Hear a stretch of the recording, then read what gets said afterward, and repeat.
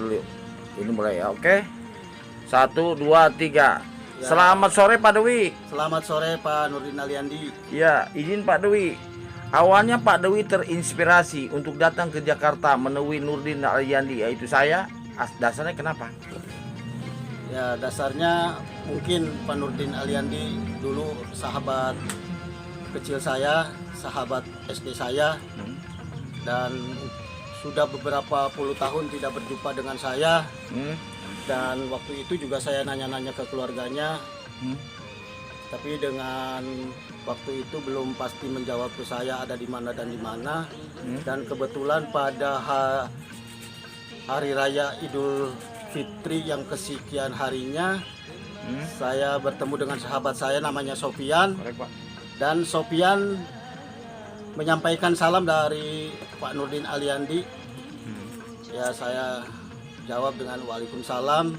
Saya sangat gembira sekali mendapat salam dari beliau, dari sahabat saya yang mungkin dari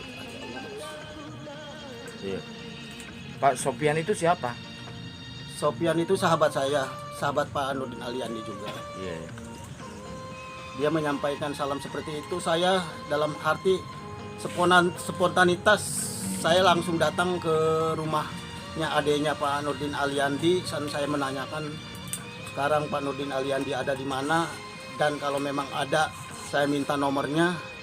Kebetulan keluarga Pak Nurdin Aliandi begitu respect dengan pertanyaan saya dan dia menjawab. Bahkan kakaknya itu Pak Nurdin Aliandi ada di Jakarta. Dan dia spontanitas langsung memberikan nomor Pak Nurdin, dan tidak lama setelah diberikan itu nomor, saya langsung WA, langsung bertelepon. Bahkan itu ada mungkin adanya kesalahan sedikit memberi nomor. Yang saya temui, yang saya telepon mungkin istrinya Pak Nurdin Aliandi. Dan setelah istrinya tahu, bahkan memberitahu ke Pak Nurdin, akhirnya Pak Nurdin memberikan nomor Pak Nurdin sendiri. Saya berteleponan di situ lama dengan Pak Nurdin, dan Pak Nurdin memberi respon yang baik untuk saya datang ke Jakarta, ke tempatnya beliau. Dengan sangat senang hati saya diajak ke Jakarta, datang ke Jakarta, saya langsung meresponnya dengan baik.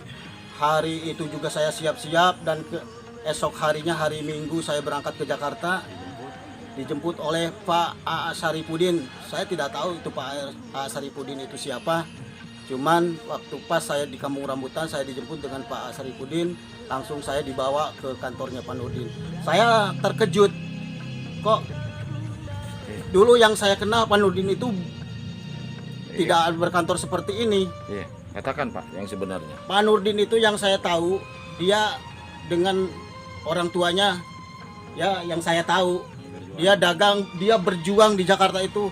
Mungkin bapaknya dengan beliau itu jualan durian di Kalibata, yang saya tahu. Cuman setelah sekian puluh tahun, hampir 20 tahun saya tidak bertemu dengan Pak Nurdin. Saya tercengang, saya kagum setelah melihat, ya bagi saya orang-orang daerah, dengan melihat seorang sahabat yang tadinya bukan siapa-siapa dan sekarang menjadi siapa-siapa. Saya sangat kagum dan bahagia. Bangga juga. Bangga, sangat amat sangat bangga sekali. Dan waktu itu saya langsung dibawa ke kantornya, langsung saya bertemu dengan beliau. Alhamdulillah sampai saat ini saya mendapat gemblengan, mendapat didikan yang begitu untuk memajukan diri saya. Sampai saat ini saya seperti ini, ada di BAI, mempunyai mungkin ada logo VIN dan kartu anggota, bahkan diakui saya sebagai anggota Badan Advokasi Indonesia. Saya sangat bangga dan bahagia, dan saya ucapkan banyak terima kasih untuk BAI dan khususnya buat sahabat saya Pak Nurdin Aliandi. Bapak begitu antusias merasa dekat dengan Pak Nurdin Aliandi, kenapa Pak? Beliau itu memang dari kecil itu dengan saya tuh, saya tidak dianggap dia itu sahabat saya, bahkan dia anggap saya saudara saya sendiri. Karena dari kecil dia memang sudah ada figur jadi pemimpin.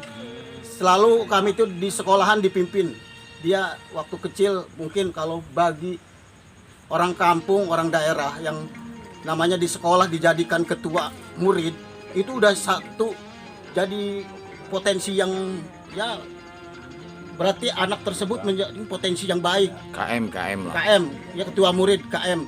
Itu udah dijadikan satu berarti dia itu memang pantas untuk memimpin muridnya. Dan yang sekarang saya jumpai dia jadi pemimpin saya juga di sini. Tapi pada saat sekolah dia soleh. Waduh, kalau untuk bicara soleh, Katakan aja Pak. ya saya sejujurnya ya jauh dari perubahan sekarang dengan dulu waktu kita SD, mungkin di SMP juga perubahan sangat drastis. Beliau dulu itu sangat-sangat urakan, sangat pokoknya oleh guru itu dianggap paling bandel lah, karena bisa membawa kita harus begini, tapi kebandelannya itu tegas untuk kebaikan.